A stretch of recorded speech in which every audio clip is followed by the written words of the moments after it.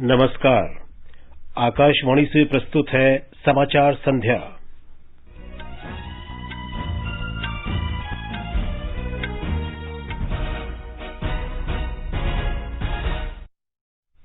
देश में कोविड रोगियों के स्वस्थ होने की दर करीब 72% हुई। अब तक 18 लाख से अधिक मरीज ठीक हुए।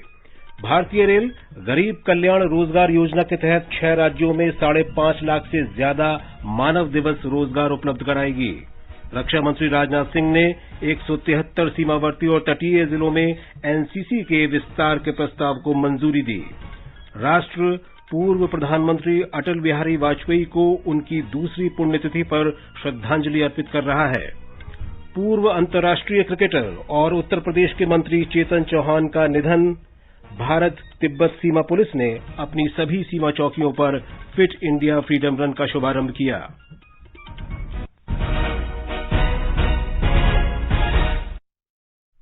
समाचार संध्या में अपने सहयोगी वीरेंद्र कौशिक के साथ मैं विशाल शर्मा।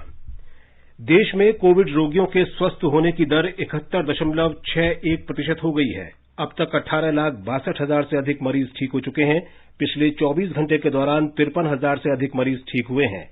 इसके साथ ही संक्रमण से स्वस्थ लोगों की संख्या 20 लाख के करीब पहुंच गई है। इस बीच कोविड-19 से होने वाली मौतों की संख्या लगातार कम हो रही है। भारत में अन्य देशों की तुलना में इस महामारी से मरने वालों की संख्या सबसे कम बनी हुई है। देश में इस समय यह दर 1.93% है। स्वास्थ्य मंत्री ने कहा कि केंद्र, राज्यों और केंद्र शासित प्रदेशों की सरकारों के समन्वित प्रयासों के परिणाम स्वरूप ये संभव हो पाया है। अमेरिका में इस महामारी से मरने वालों की संख्या 23 दिन में 50,000 को पार कर गई थी। ब्राजील में 95 और मैक्सिको में 141 दिन में 50,000 से अधिक लोगों की मौत हुई, जबकि भारत में 156 दिन में इतने लोगों की जान गई है। स्वास्थ्य मंत्रालय के अधिकारी ने बताया कि पिछले 24 घंटों के दौरान 63,489 लोग संक्रमित हुए। इसके साथ ही संक्रमित व्यक्तियों की संख्या 25,89,682 हो गई है। इनमें से 6,77,444 व्यक्तियों का इस समय इलाज चल रहा है। पिछले एक दिन में 944 लोगों की मृत्यु हुई है। अब तक इस महामारी से 49,980 मरीजों की मौत हुई। भारत में कोविड जांच की क्षमता में लगातार वृद्धि हो रही है। पिछले 24 घंटों में देश में 7,46,608 नमूनों की जांच की गई। स्वास्थ्य मंत्रालय ने बताया है कि जांच, पहचान और उपचार रणनीति पर विशेष ध्यान दिया जा रहा है। मंत्रालय ने कहा है कि कोविड-19 की शीघ्र जांच करने और केंद्र सरकार, राज्य सरकार तथा केंद्र शासित प्रदेशों के दृढ़ संकल्प का ये परिणाम रहा है कि एक दिन में नमूनों की जांच की संख्या तेजी से बढ़ रही है। प्रति सप्ताह रोजाना जांच करने की औसत दर जुलाई के पहले हफ्ते में लगभग 2,30,000 थी, जो मौजूदा सप्ताह में बढ़कर 7 लाख से अधिक हो गई है। देश में अब तक 2,93,09,703 नमूनों की जांच की जा चुकी है। सरकार ने कहा है कि ये उपलब्धि देश में जांच प्रयोगशालाओं की संख्या बढ़ने के कारण हुई है। जनवरी में कोरोना जांच की केवल एक प्रयोगशाला थी। आज ये संख्या बढ़कर 1,469 हो गई है। इनमें से 969 सरकारी और 500 निजी प्रयोगशालाएं हैं। दिल्ली में आज कोविड-19 के कुल 652 नए मामले सामने आए। राजधानी में कोरोना से संक्रमित मरीजों की संख्या 1,52,580 हो गई है। अब तक कोरोना वायरस से प्रभावित 1,37,000 से अधिक लोग स्वस्थ हुए हैं। पिछले 24 घंटों के दौरान 1,310 लोग स्वस्थ हुए तथा 8 रोगियों की मृत्यु के बाद मृतकों की संख्या 4,196 हो गई है।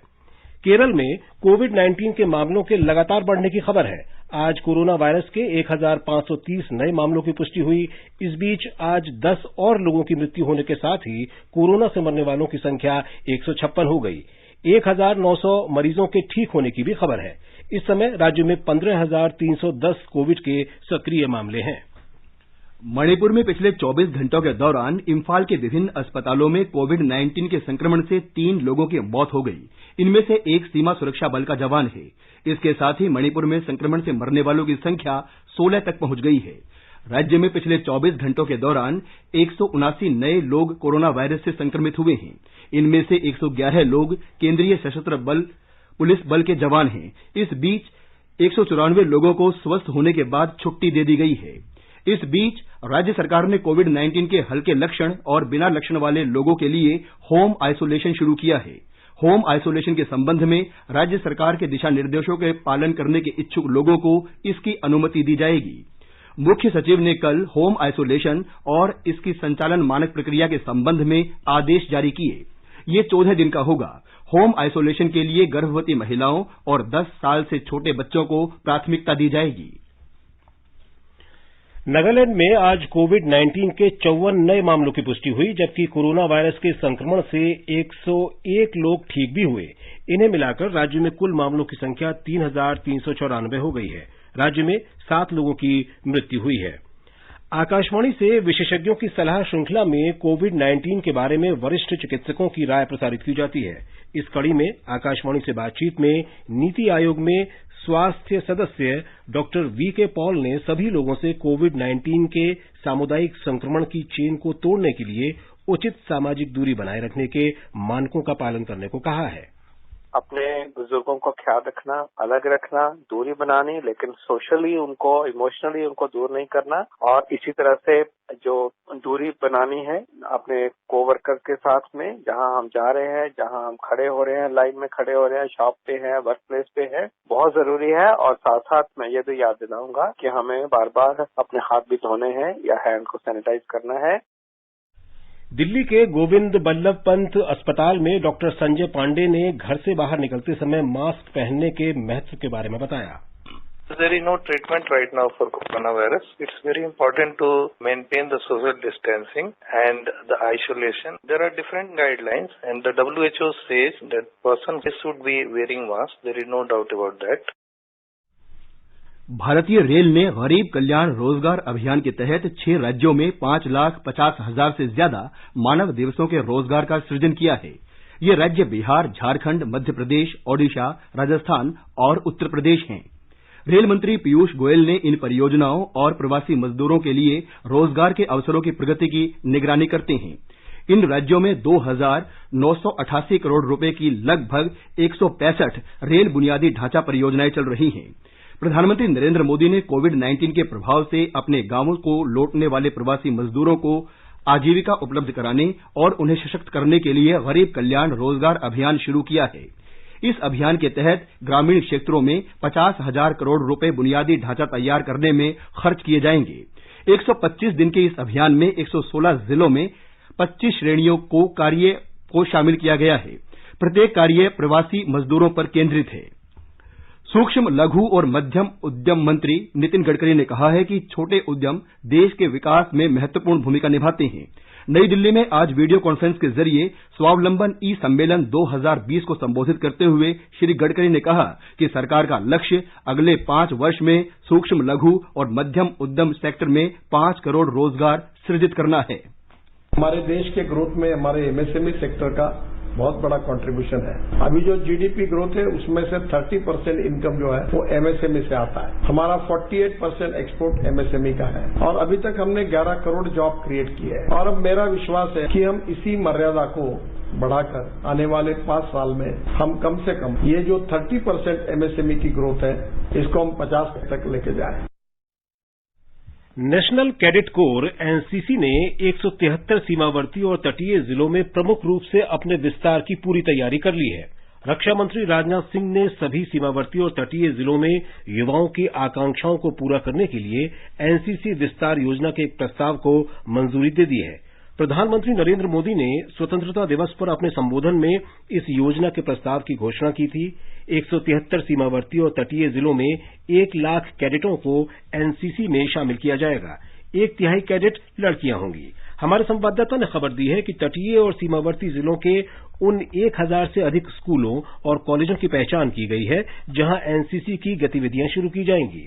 सेना इन एनसीसी कैडेटों को प्रशिक्षण और प्रशासनिक सहयोग प्रदान करेगी। नौसेना तटीय इलाकों में, जबकि वायुसेना अपने केंद्रों के निकट स्थित एनसीसी यूनिटों को सहायता प्रदान करेगी। इससे सीमावर्ती और तटीय क्षेत्रों के युवाओं को न केवल आगे बढ़ने का मौका मिलेगा बल्कि उन्हें सशस्त्र बलों में जाने की प्रेरणा भी मिलेगी। एनसीसी विस्तार योजना राज्यों की सहभागिता के साथ लागू की जाएगी। राज्यसभा सचिवालय संसद के आगामी मॉनसून सत्र के लिए इस महीने के तीसरे सप्ताह तक पूरी तैयारी सुनिश्चित करने के लिए पिछले 2 हफ्तों से निर्धारित समय से अधिक काम कर रहा है। राज्यसभा के सभापति एम वेंकैया नायडू और लोकसभा अध्यक्ष ओम बिरला ने मौजूदा प्रतिबंधों के तहत मॉनसून सत्र चलाने के लिए दोनों सदनों के चैम्बर और गैलरी का इस्तेमाल करने के बारे में पिछले महीने फैसला किया था। श्री नायडू ने यह सुनिश्चित करने का निर्देश दिया था कि परीक्षण, रिहर्सल तथा अंतिम निरीक्षण जैसी सभी तैयारियां इस महीने के तीसरे सप्ताह तक पूरी हो जाएं। मॉनसून सत्र के दौरान सदस्यों के बैठने के लिए राज्यसभा चैम्बर और गैलरी तथा लोकसभा चैम्बर का इस्तेमाल किया जाएगा। राज्यसभा चैम्बर में 60 और राज्यसभा गैलरी में 51 सदस्य बैठेंगे। पहली पंक्ति सुरक्षित दूरी बनाए रखने के नियम के अनुसार रिक्त रहेगी। शेष 132 सदस्य लोकसभा चैम्बर में बैठेंगे। विभिन्न दलों को राज्यसभा चैम्बर और गैलरी में उनकी सदस्य संख्या के आधार पर सीटें आवंटित की जाएंगी और बाकी दलों को लोकसभा चैम्बर में सत्ता पक्ष और अन्य के लिए निर्धारित 2 ब्लॉकों में सीटें दी जाएंगी। राज्यसभा के सभापति ने सचिवालय के अधिकारियों को आवश्यक प्रबंध करते हुए सदस्यों को विभिन्न दस्तावेज देने की आवश्यकता कम से कम करने के भी निर्देश दिए। ये समाचार हमारी वेबसाइट newsonair.com/hindi और हमारे mobile app news on AIR पर भी उपलब्ध हैं। रोहन बेटा, जरा दादी की लाठी लाना। अरे मम्मी, आपको दादी की लाठी की क्या जरूरत पड़ गई? क्या हो गया? बेटा, जोड़ों में बहुत दर्द है, चला नहीं जा रहा। अरे मम्मी, आपको तो बुखार है और जोड़ों में दर्द भी, ये तो चिकनगुनिया हो सकता है। जी हाँ, चिकनगुनिया के लक्षण जैसे तेज बुखार, सिर दर्द और जोड़ों में तेज दर्द हो तो निकटतम स्वास्थ्य केंद्र या अस्पताल से संपर्क करें। चिकनगुनिया से न घबराएं, खुद को और अपने परिवार को मच्छरों के काटने से बचाएं। स्वास्थ्य एवं परिवार कल्याण मंत्रालय, भारत सरकार द्वारा जनहित में जारी। खुजली झटपट दूर करे, वो है जालिम लोशन, दाग को जो पल में हरे, वो है जालिम लोशन। पीढ़ियों से प्रचलित वही नाम वही काम, जालिम लोशन, चर्म रोगों का दुश्मन जालिम लोशन। समाचार संध्या में आपका फिर स्वागत है। आगे बढ़ने से पहले मुख्य समाचारों पर एक नजर। देश में कोविड रोगियों के स्वस्थ होने की दर करीब 72% हुई। अब तक 18 लाख से अधिक मरीज ठीक हुए। भारतीय रेल गरीब कल्याण रोजगार योजना के तहत 6 राज्यों में 5.5 लाख से ज्यादा मानव कार्य दिवस रोजगार उपलब्ध कराएगी। रक्षा मंत्री राजनाथ सिंह ने 173 सीमावर्ती और तटीय जिलों में एनसीसी के विस्तार के प्रस्ताव को मंजूरी दी। राष्ट्र पूर्व प्रधानमंत्री अटल बिहारी वाजपेयी को उनकी दूसरी पुण्यतिथि पर श्रद्धांजलि अर्पित कर रहा है। पूर्व अंतर्राष्ट्रीय क्रिकेटर और उत्तर प्रदेश के मंत्री चेतन चौहान का निधन। और भारत तिब्बत सीमा पुलिस ने अपनी सभी सीमा चौकियों पर फिट इंडिया फ्रीडम रन का शुभारंभ किया। राष्ट्र आज पूर्व प्रधानमंत्री अटल बिहारी वाजपेयी को दूसरी पुण्यतिथि पर उन्हें श्रद्धांजलि दे रहा है। राष्ट्रपति रामनाथ कोविंद, उपराष्ट्रपति एम वेंकैया नायडू, प्रधानमंत्री नरेंद्र मोदी और रक्षा मंत्री राजनाथ सिंह सहित अनेक वरिष्ठ नेताओं ने नई दिल्ली स्थित पूर्व प्रधानमंत्री अटल बिहारी वाजपेयी की समाधि सदैव अटल पर जाकर उन्हें श्रद्धांजलि दी। इस बीच राष्ट्रपति ने आज नई दिल्ली में वाजपेयी जी के चित्र का अनावरण किया। भारतीय सांस्कृतिक संबंध परिषद के मुख्यालय में श्री कोविंद ने कहा कि अटल बिहारी वाजपेयी ने भारत को विश्व के सामने एक नई शक्ति के रूप में स्थापित किया। राष्ट्रपति ने कहा कि वाजपेयी जी सभी देशों, विशेषकर पड़ोसियों के साथ अच्छे संबंध बनाने पर हमेशा बल देते थे। उन्होंने वाजपेयी जी के उस कथन को दोहराया कि हम अपने मित्र तो बदल सकते हैं, परंतु पड़ोसी नहीं बदल सकते। राष्ट्रपति ने कहा कि अटल जी जनप्रिय नेता और ओजस्वी वक्ता थे। अटल जी उदारवादी सोच और लोकतांत्रिक आदर्शों के लिए हमेशा प्रतिबद्ध रहे। सर्वमान्य और सर्वप्रिय अटल जी का सद्व्यवहार, विनोद प्रियता, वाक्पटुता और प्रभावी कार्यशैली जनसेवकों के लिए शिक्षा व प्रेरणा के स्रोत हैं। उनकी लोकप्रियता दल और राजनीति की सीमाओं से ऊपर थी। उनके व्यक्तित्व, व्यवहार और विचारों की शक्ति के कारण राजनीतिक विरोधी भी उनके प्रति स्नेह और सम्मान का भाव रखते थे।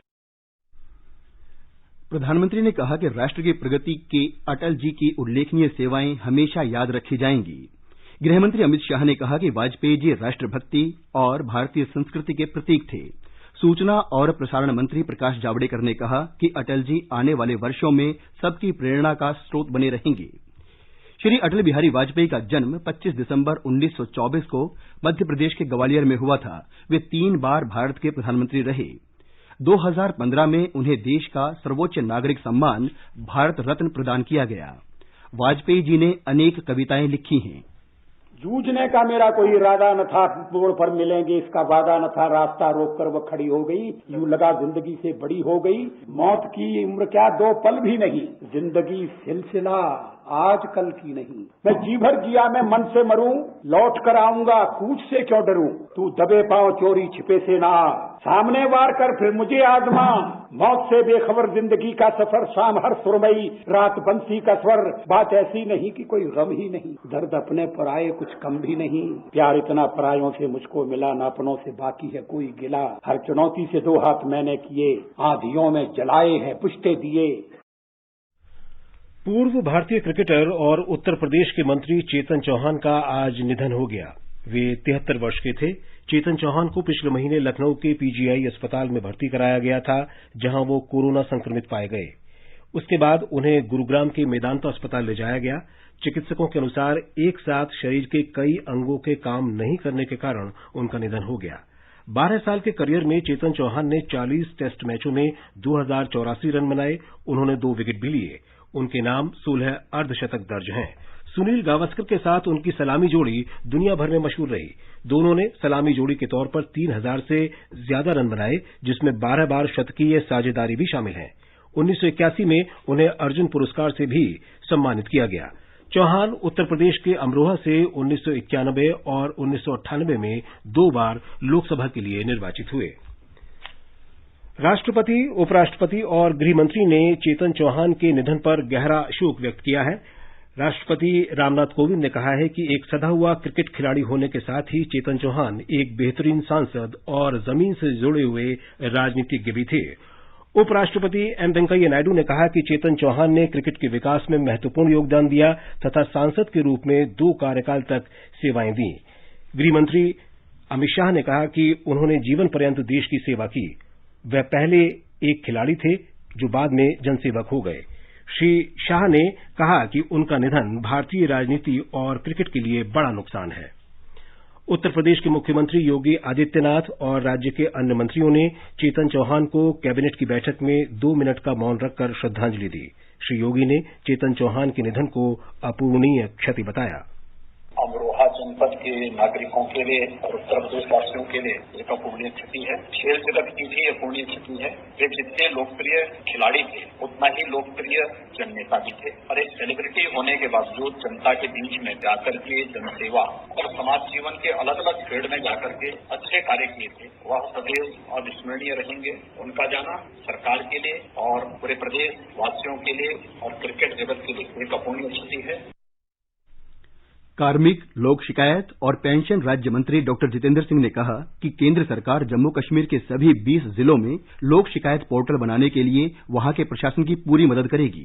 जम्मू कश्मीर में सुशासन की पहल के लिए जारी अभियान को सशक्त बनाने के लिए डॉक्टर सिंह और उपराज्यपाल मनोज सिन्हा ने ऑनलाइन लोक शिकायत निवारण पोर्टल के अगले चरण के विस्तार के लिए आज टेलीफोन पर चर्चा की।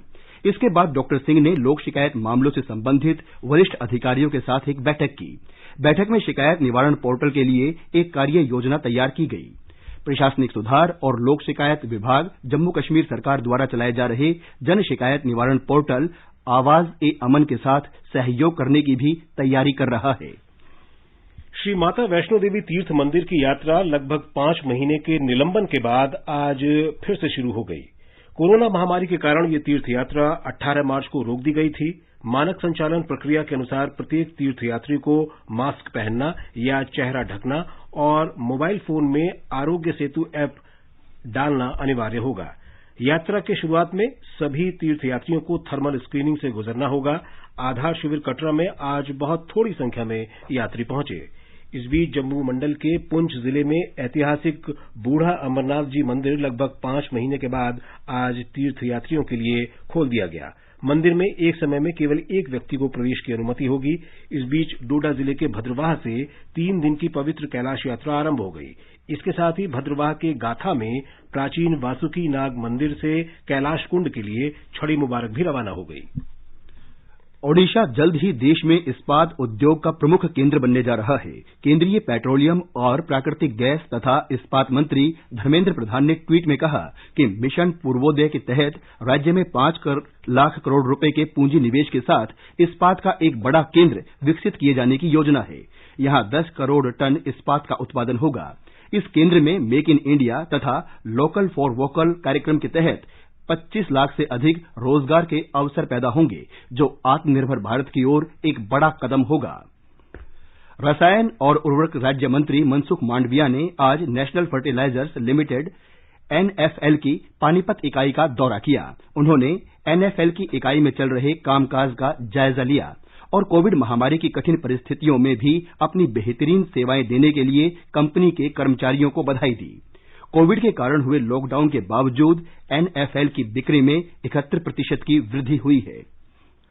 ये समाचार हमारी वेबसाइट newsonair.com/hindi और हमारे mobile app news on AIR पर भी उपलब्ध हैं।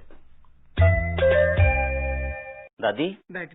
दादी के जाने से पहले पोता पोती का मुंह दिखा दो, यही कहा गया ना तुमको। ये पढ़। अब नए गर्भ निरोधक इंजेक्शन आ चुके हैं। ये तू पढ़।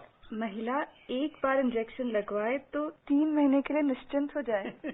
समझ गए ना दादी क्या चाहती है? परिवार सोच समझ कर बढ़ाओ, खुश रहो। सेहत और सोच दोनों से तैयार होकर परिवार बढ़ा रहा है इंडिया। फोन करें और परिवार नियोजन से जुड़ी सब जानकारी पाइए। जोड़ी जिम्मेदार जो प्लान करे परिवार। स्वास्थ्य एवं परिवार कल्याण मंत्रालय, भारत सरकार द्वारा जनहित में जारी। ये आकाशवाणी है। प्रधानमंत्री नरेंद्र मोदी 30 अगस्त को आकाशवाणी पर मन की बात कार्यक्रम में देश विदेश के लोगों के साथ अपने विचार साझा करेंगे। मासिक रेडियो कार्यक्रम की ये 68वीं कड़ी होगी। श्री मोदी ने लोगों को आगामी मन की बात कार्यक्रम में अपने विचार साझा करने के लिए आमंत्रित किया है। लोग 1800-117800 पर अपने विचार रिकॉर्ड करा सकते हैं और नमो ऐप ओपन फोरम या माई गॉव पर भी अपने विचार लिख सकते हैं। इसके साथ ही लोग 1922 पर मिस्ड कॉल दे सकते हैं तथा एसएमएस पर प्राप्त लिंक के जरिए भी सीधे अपने सुझाव दे सकते हैं। राष्ट्रपति, उपराष्ट्रपति और प्रधानमंत्री ने पारसी नववर्ष नवरोज पर देशवासियों को शुभकामनाएं दी। राष्ट्रपति रामनाथ कोविंद ने कहा कि राष्ट्र निर्माण और विकास में पारसी समुदाय का योगदान हम सबके लिए प्रेरणा का विषय है। उपराष्ट्रपति एम वेंकैया नायडू ने कहा कि पारसी समुदाय भारत के सांस्कृतिक ताने बाने में विशेष स्थान रखता है। प्रधानमंत्री नरेंद्र मोदी ने कहा कि पारसी समुदाय के हर क्षेत्र में किए गए शानदार योगदान को देश ने देखा है। सरकार ने राजमार्गों पर बेहतर यातायात सुरक्षा के लिए सड़क निर्माण उपकरण वाहनों के लिए कड़े नियमों का प्रस्ताव किया है। सड़क परिवहन और राजमार्ग मंत्रालय इसके लिए एक प्रारूप अधिसूचना लेकर आया है। अधिसूचना में सड़कों पर अन्य गाड़ियों के साथ चलने वाले सड़क निर्माण वाहनों के लिए जरूरी सुरक्षा उपाय अपनाने का उल्लेख किया गया है। इनमें ऐसे वाहनों के ऊपर अलार्म लगाने, इन वाहनों को चलाने वाले लोगों के लिए व्यापक दृश्यता सुविधा और ऑपरेटर स्टेशन तथा रखरखाव क्षेत्र को जरूरी बनाया गया है। मंत्रालय ने कहा है कि मौजूदा केंद्रीय मोटर वाहन अधिनियम में वैसे तो पहले से कुछ सुरक्षा मानक तय हैं, लेकिन नए मसौदे के जरिए इन नियमों को और सख्त बनाए जाने की तैयारी की जा रही है। मंत्रालय ने मसौदा अधिसूचना पर हितधारकों और लोगों से 30 दिन के भीतर सुझाव और टिप्पणियां मांगी हैं। मध्य प्रदेश में चंबल प्रोग्रेस वे की तर्ज पर नर्मदा एक्सप्रेस वे बनाया जाएगा। इससे मध्य प्रदेश और गुजरात में औद्योगिक विकास तेज होगा और रोजगार के अवसरों का सृजन होगा। ब्यौरा हमारे संवाददाता से। ये एक्सप्रेस वे अलीराजपुर से होता हुआ गुजरात तक जाएगा। इस महत्वाकांक्षी परियोजना के पूरा हो जाने पर मध्य प्रदेश ही नहीं बल्कि गुजरात में भी रोजगार और औद्योगिक विकास में तेजी आएगी। लगभग 1300 किलोमीटर लंबाई के इस एक्सप्रेस वे के साथ औद्योगिक क्लस्टर भी बनाए जाएंगे, जहां पर निवेश आएगा। गौरतलब है कि इसके पहले मध्य प्रदेश में लगभग 6000 करोड़ रुपए की लागत से 309 किलोमीटर लंबाई का चंबल प्रोग्रेस वे बनाया जा रहा है, जो कि श्योपुर, मुरैना एवं भिंड जिले से होता हुआ राजस्थान और उत्तर प्रदेश की सीमाओं को जोड़ेगा। परितोष दीक्षित, आकाशवाणी समाचार, भोपाल। केंद्र शासित प्रदेश पुदुचेरी आज कानूनी रूप से भारतीय संघ में शामिल होने का 59वां दिवस मना रहा है। एक रिपोर्ट। पुदुचेरी 18 अक्टूबर 1954 को जनमत संग्रह के जरिए स्वतंत्र हुआ। लेकिन फ्रांस और भारत सरकार के बीच जिस सत्तांतरण संधि पर हस्ताक्षर हुए उसे फ्रांस सरकार ने 16 अगस्त 1962 को मान्यता दी थी। इस प्रकार इसी दिन केंद्र शासित प्रदेश पुदुचेरी का कानूनी रूप से भारतीय संघ में विलय हुआ था। पुदुचेरी के मुख्यमंत्री वी नारायणसामी ने किझूर स्मारक में झंडा फहराया और पुदुचेरी सशस्त्र बलों के गार्ड ऑफ ऑनर का निरीक्षण किया और जनमत संग्रह में हिस्सा लेने वाले स्वतंत्रता सेनानियों को श्रद्धांजलि अर्पित की। उल्लेखनीय है कि 18 अक्टूबर 1954 को इस बात को लेकर जनमत संग्रह हुआ था कि पुदुचेरी फ्रांस प्रशासन के तहत रहना चाहता है या वो भारतीय संघ में इसका विलय चाहता है। करीब 178 प्रतिनिधि इस जनमत संग्रह में शामिल हुए, जिनमें 170 ने भारत में विलय के पक्ष में मतदान किया। ये जनमत संग्रह विलियानूर के पास किझूर में हुआ और इसी की याद में किझूर में स्मारक का निर्माण किया गया। पुदुचेरी से चंद्रमोहन की रिपोर्ट के साथ समाचार कक्ष से दीपिका शर्मा। भारत तिब्बत सीमा पुलिस आईटीबीपी ने अपनी सभी सीमा चौकियों पर फिट इंडिया फ्रीडम दौड़ का आयोजन किया है। इसका उद्देश्य फिट इंडिया के प्रति लोगों को जागरूक बनाना है। इस अभियान के तहत आईटीबीपी के जवान और अधिकारी 10 किलोमीटर पैदल यात्रा करेंगे। ये अभियान स्वतंत्रता दिवस के अवसर पर कल शुरू किया गया। अभियान का समापन 2 अक्टूबर को गांधी जयंती के दिन होगा। राष्ट्रीय ताप विद्युत निगम लिमिटेड एनटीपीसी ने उत्तर प्रदेश की रिहंद परियोजना से राख सस्ते दामों पर सीमेंट संयंत्रों को उपलब्ध कराने के लिए एक प्रणाली विकसित की। बिजली मंत्रालय ने कहा है कि एनटीपीसी ने राख का 100% उपयोग करने की प्रतिबद्धता व्यक्त की है और ये उसी दिशा में एक कदम है। एनटीपीसी का ये प्रयास राख के माल वहन में एक नए युग की शुरुआत है, जिससे दूर दराज के स्थानों से राख को उपभोग केंद्र तक ले जाया जा सकेगा। मंत्रालय ने कहा है कि वित्त वर्ष 2019-20 में 4 करोड़ 40 लाख टन राख का उपयोग विभिन्न उद्देश्यों के लिए किया गया था। उत्तर प्रदेश में पिछले कुछ दिनों से हो रही वर्षा तथा नेपाल सहित ऊंचे इलाकों से आने वाले पानी के कारण बहुत से इलाकों में बाढ़ की स्थिति पैदा हो गई है। राज्य के आपदा राहत विभाग ने बताया है कि 15 जिलों के 605 गांव बाढ़ से प्रभावित हैं और 391 गांव जलमग्न हो गए हैं। और अब एक नजर कल के मौसम के पूर्वानुमान पर। राष्ट्रीय राजधानी दिल्ली में आमतौर पर बादल छाए रहेंगे और कुछ स्थानों पर बूंदाबांदी हो सकती है। न्यूनतम तापमान 27 और अधिकतम 35 डिग्री सेल्सियस के आसपास रह सकता है। मुंबई में आमतौर पर बादल छाए रहेंगे और तेज बारिश हो सकती है। न्यूनतम तापमान 27 और अधिकतम 31 डिग्री सेल्सियस के आसपास रह सकता है। चेन्नई में सामान्य तौर पर बादल छाए रहेंगे और सामान्य बारिश हो सकती है। तापमान 26 और 33 डिग्री सेल्सियस के बीच रहने के आसार हैं। कोलकाता में न्यूनतम तापमान 27 और 33 डिग्री सेल्सियस के बीच रहने का अनुमान है। उत्तर भारत में केंद्र शासित प्रदेश जम्मू कश्मीर के जम्मू में न्यूनतम तापमान 26 डिग्री जबकि अधिकतम तापमान 35 डिग्री सेल्सियस के आसपास रह सकता है। श्रीनगर में न्यूनतम तापमान 20 जबकि अधिकतम 35 डिग्री सेल्सियस रह सकता है। शहर में आमतौर पर आसमान साफ रहेगा। लद्दाख में आसमान आमतौर पर साफ रहेगा। तापमान 20 और 32 डिग्री सेल्सियस के बीच रहने का अनुमान है। गिलगित में तापमान 20 से 40 डिग्री सेल्सियस के बीच रहेगा। शहर में सामान्य तौर पर आसमान साफ रहेगा। मुजफ्फराबाद में आंशिक रूप से बादल छाए रहेंगे और गरज या आंधी के साथ बरसात होने की संभावना है। तापमान 23 और 36 डिग्री के बीच रहने का अनुमान है। समाचार कक्ष से मैं शिव प्रकाश मिश्र। भारत ने मादक पदार्थों के खतरे से निपटने के लिए ब्रिक्स देशों के बीच सूचना साझा करने का आह्वान किया है। ब्रिक्स की मादक पदार्थ रोधी कार्य दल की चौथी बैठक में हाल में हुई थी। बैठक में मादक पदार्थों की तस्करी के लिए उन्नत प्रौद्योगिकियों का गलत इस्तेमाल पर रोक लगाने पर विशेष ध्यान दिया गया। कार्यदल में ब्राजील, रूस, चीन, दक्षिण अफ्रीका और भारत के सदस्य थे और इनकी बातचीत लाभदायक रही। भारतीय शिष्टमंडल का नेतृत्व मादक पदार्थ नियंत्रण ब्यूरो के महानिदेशक राकेश अस्थाना ने किया। बातचीत में जो मुद्दे उभर कर आए उनमें सदस्य देशों के बीच सूचना साझा करना और समुद्री मार्ग से मादक पदार्थों की बढ़ती तस्करी पर रोक लगाना शामिल है। अंत में मुख्य समाचार एक बार फिर। देश में कोविड रोगियों के स्वस्थ होने की दर करीब 72% हुई। अब तक 18 लाख से अधिक मरीज ठीक हुए। भारतीय रेल गरीब कल्याण रोजगार योजना के तहत 6 राज्यों में 5.5 लाख से ज्यादा मानव कार्य दिवस रोजगार उपलब्ध कराएगी। रक्षा मंत्री राजनाथ सिंह ने 173 सीमावर्ती और तटीय जिलों में एनसीसी के विस्तार के प्रस्ताव को मंजूरी दी। राष्ट्र पूर्व प्रधानमंत्री अटल बिहारी वाजपेयी को उनकी दूसरी पुण्यतिथि पर श्रद्धांजलि अर्पित कर रहा है। पूर्व अंतर्राष्ट्रीय क्रिकेटर और उत्तर प्रदेश के मंत्री चेतन चौहान का निधन और भारत तिब्बत सीमा पुलिस ने अपनी सभी सीमा चौकियों पर फिट इंडिया फ्रीडम रन का शुभारंभ किया। इसके साथ ही समाचार संध्या का ये अंक समाप्त हुआ। नमस्कार।